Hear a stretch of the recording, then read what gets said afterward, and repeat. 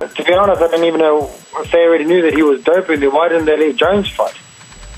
I mean, shucks, the guy was going to walk away with a slap on the wrist. You know, and I'm lucky I didn't get injured in that fight. To be honest, I think it's rubbish. I think half of it or all of it should be taken off him. And I mean, he doesn't get. There's no penalties or deterrence for these guys that are cheating. This is not the first time. This is the third time I've had to fight someone doping. And the last time I fought Bigfoot in Brisbane. You know, I broke my hand in 2 places and I was out for 9 months. You know, he came back and fought before me. He got suspended for 9 months or whatever time it was, and he came and fought before I did. And he was doping. And then Frank Mir got called for doping, and he said it was kangaroo meat.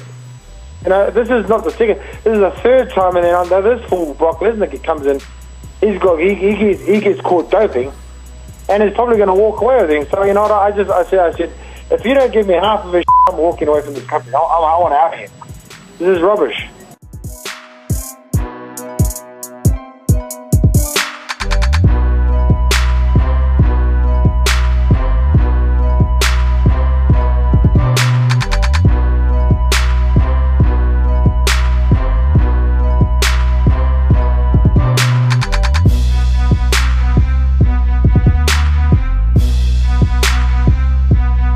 I'm a white boy and I'm jacked. Deal with it.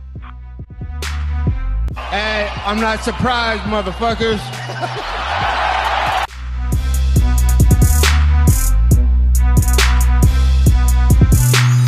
I don't want to kick anybody when they're down, but I hate what I'm saying. I hate that he lost his restaurant. I hate that his camp has changed. I hate that he's so focused on making weight that it almost is taken away from his prep for the fight.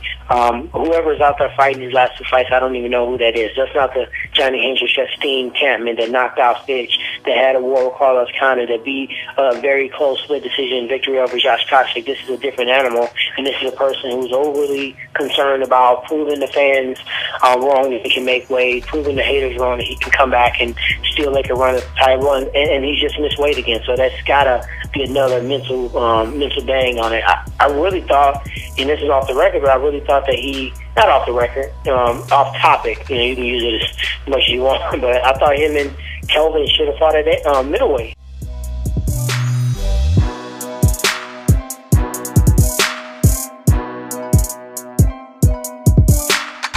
George St. Pierre's camp, Freddie Roach quit with the bullshit.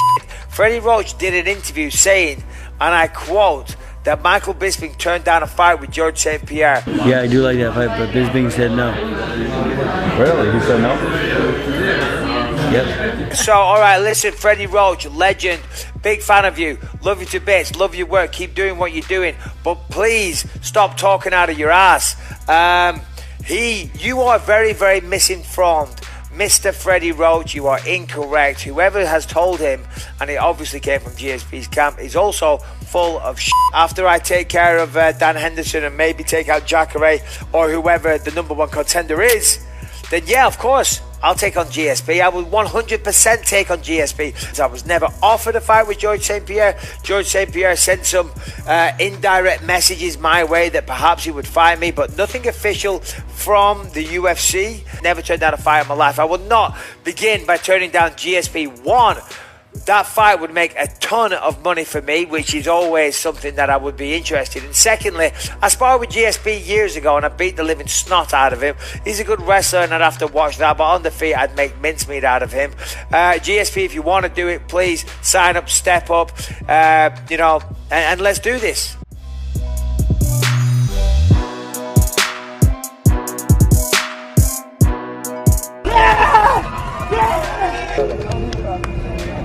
Khabib! Oh, okay. Khabib! Oh, okay. Khabib!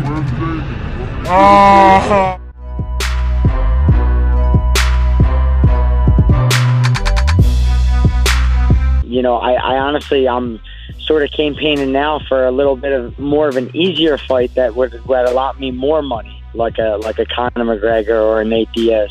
So that's where my mind's at now. Maybe get something a little easier that pays a little more.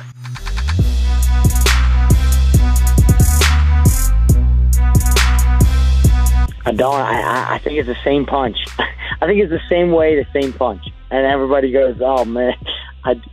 In my head, I think so. I think the same exact punch. Conor does the same exact movement. And I just feel it maybe goes the same way. When you look at the first fight, Conor, to me, was winning the whole fight. If you cannot continue to win for 3 rounds, then how are you going to deal with any kind of adversity? Let's say Nate starts dominating. How are you going to bounce back from that and deal with the adversity and come back from losing if you can't even win for 3 5-minute rounds? That's why I say all the time, I just don't feel like he's a championship fighter. I feel like he's a great athlete, and he's good at the things he does. He's a specialist at. But as far as championship fighter, where you can dig deep and get taken down and get beat up and come back from it, I just don't think that's in him.